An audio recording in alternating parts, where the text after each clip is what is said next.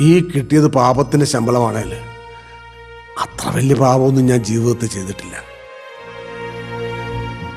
എക്സിസ്റ്റൻസിന് വേണ്ടി ഏത് പൊളിറ്റീഷ്യനും കളിക്കുന്ന ചില ഗെയിംസ്, ചില ക്രൂക്കഡ് മൂവ്സ്, അത്രയൊക്കെ ഉണ്ടായിട്ടുള്ളൂ.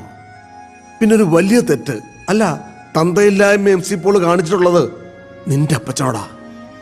അയാളെ രക്ഷിക്കാൻ വേണ്ടി ഞാൻ കോടതി വിറ്റ്നസ് ആയിട്ട് പോയില്ല എന്നുള്ളതാ. ചെയ്തതിന്റെ തൂക്കത്തിലാവില്ലല്ലോ ശിക്ഷ. കർത്താവ് തമ്പുരാന്റെ കോടതിയിൽ ഇങ്ങനെ ആയിരിക്കും തീർപ്പ്.